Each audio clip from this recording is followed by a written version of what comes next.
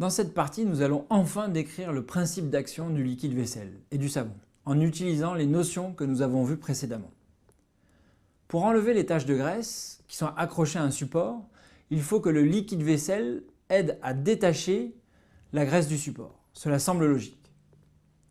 La graisse sera ensuite emmenée avec l'eau. Quelle est l'énergie qu'il faut fournir pour enlever la tache de graisse? Pour savoir, faisons quelques rappels sur l'énergie d'adhésion. Partons d'un bloc solide que nous allons séparer en deux morceaux. Vous le découpez par exemple. Nous savons pour cela qu'il faut fournir de l'énergie. Dans ce cas, le solide se retrouve en contact avec l'air, ce qui représente un coût énergétique associé à la tension de surface solide-air. Nous appelons S la surface de contact entre le solide et l'air. Alors l'énergie qu'il faut fournir pour séparer le solide en deux morceaux, que l'on note W adhésion, s'exprime simplement en fonction de la variation d'énergie de surface. On trouve donc cette expression 2 gamma fois la surface S. Dans le cas du liquide vaisselle et de la graisse, il faut détacher un liquide d'un solide. Avant séparation, l'énergie de surface est égale à la tension de surface, solide-liquide, fois la surface S. Et après séparation, l'énergie de surface est égale aux tensions de surface liquide-air et solide-air multipliées par la surface S.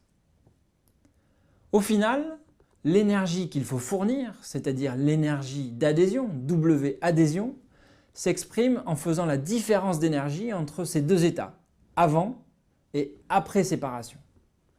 On trouve donc l'expression suivante.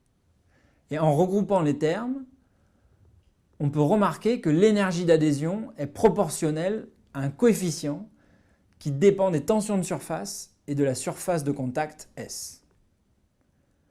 D'autre part, on pourrait montrer que l'énergie d'adhésion, W adhésion, est positive, ce qui montre qu'il faut fournir de l'énergie pour détacher un liquide d'un solide.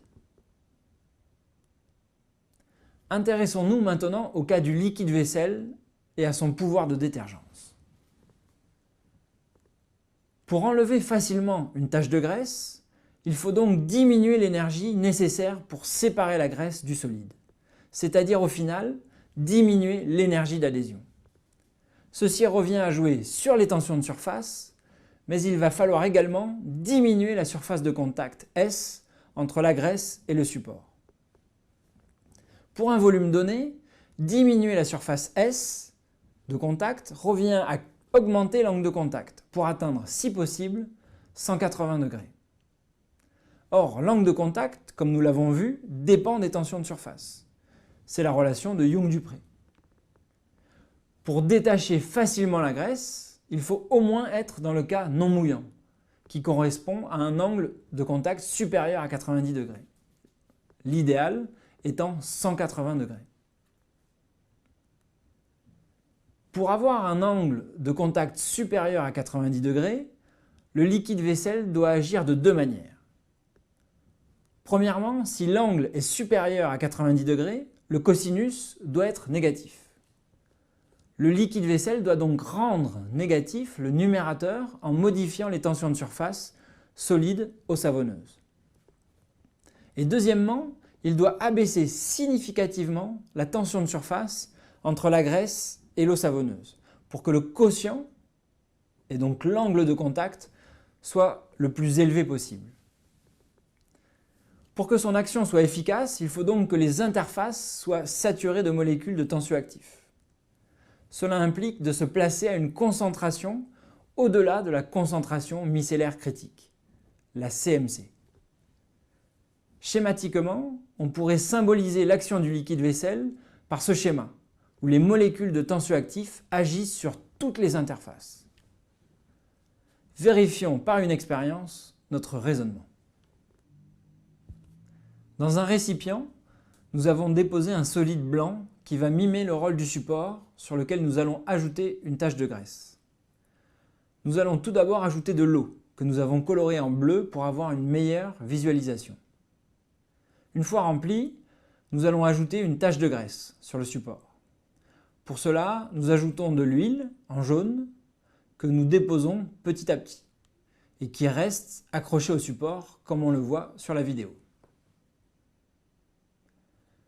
Nous allons maintenant pouvoir observer l'action du liquide vaisselle. Pour cela, nous avons coloré du liquide vaisselle en rouge en utilisant du colorant alimentaire. Quand nous déposons du liquide vaisselle, celui-ci modifie les propriétés de surface et permet de détacher la graisse du support. Terminons cette partie en examinant le rôle de la température. Nous avons tous l'habitude d'utiliser de l'eau chaude pour mieux enlever les graisses. La raison provient du fait que la tension de surface dépend de la température. En général, la tension de surface diminue avec la température. On peut le comprendre en remarquant que plus la température augmente, moins la cohésion dans un liquide est importante, à cause de l'agitation thermique. Si la température augmente suffisamment, il peut même y avoir vaporisation. Donc augmenter la température permet de diminuer la tension de surface et donc également diminuer les énergies d'adhésion et aussi augmenter les angles de contact, etc., etc. Voilà de bonnes raisons pour faire la vaisselle à l'eau chaude. Finalement, une fois que le liquide vaisselle ou le savon a agi, la force de l'écoulement va pouvoir emporter la goutte et enlever la tache de graisse du support.